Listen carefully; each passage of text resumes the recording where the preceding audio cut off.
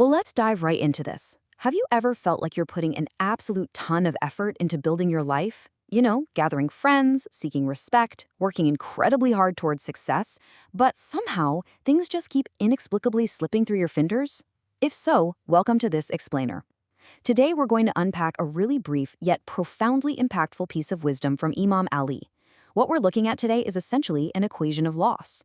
We are going to unpack wisdom that outlines exactly how our own specific behaviors directly and quite mathematically diminish the quality of our lives.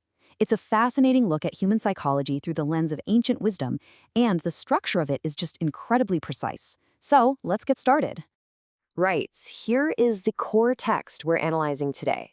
Listen closely to the rhythm of these words. The one who is arrogant decreases his blessings. The one who gets angry decreases his respect. The one who doubts loses his friends. And the one who acts in haste decreases his benefits. What stands out immediately, at least to me, is this overarching theme of subtraction. The text doesn't say these behaviors might cause a problem. It presents them as absolute, guaranteed deductions from your life's ledger. But before we can truly appreciate the weight of this, we really need to deconstruct it piece by piece and look at the direct cause and effect relationships being established here. Part 1. The cost of arrogance. How pride impacts blessings. So the text establishes a really direct, undeniable cause and effect relationship right off the bat.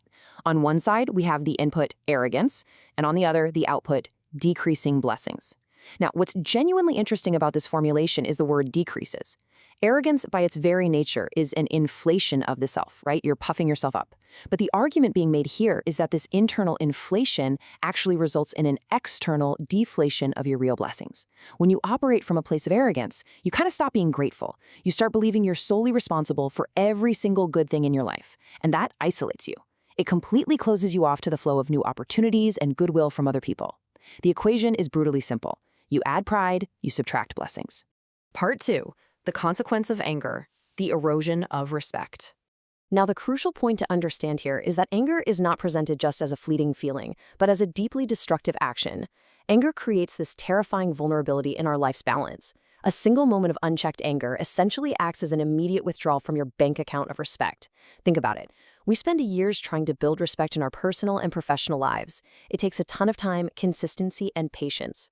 Yet when you lose your temper, you lose your authority, you lose your composure, and in the eyes of everyone watching, your stature practically shrinks. It serves as this stark warning that the momentary release of lashing out is paid for directly with the respect you've worked so incredibly hard to earn. Part 3. The impact of doubt. The loss of friendship. Okay, notice the specific phrasing used for this one, loses friends. Unlike the previous two equations we just looked at, which use the word decreases, the penalty for chronic doubt is presented as an absolute loss. Why is that? Well, because friendship requires a foundation of trust to even survive. If you are constantly inputting doubt, suspicion, and second-guessing into a relationship, the whole structure just collapses entirely. You can't just have a decreased friendship if there's no trust. The relationship ceases to exist. This brilliantly illustrates how our own internal mindset can completely sever our external lifelines. Moving on to Part 4. The price of haste, diminishing returns. Acting in haste is an equation that inevitably leads to a huge reduction in one's overall benefits or profits. We live in a world that constantly, almost obsessively, rewards speed. But this text offers a really vital counter-narrative.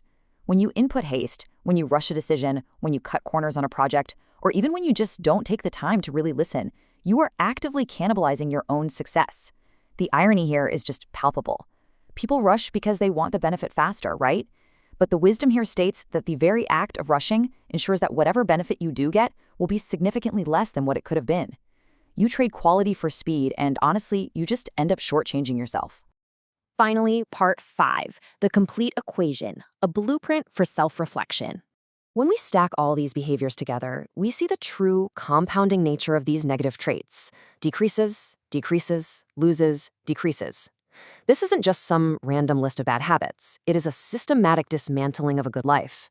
If you're operating with a mix of arrogance, a quick temper, suspicion of others, and a tendency to rush, well, you are essentially running a business where every single department is just hemorrhaging capital.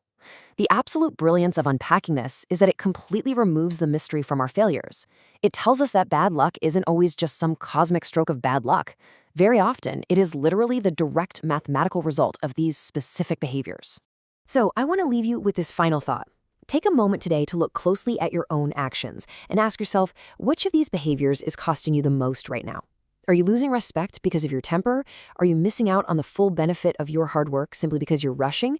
The beauty of understanding this equation of loss is that once you identify the variable that is draining your life, you actually have the power to change the math.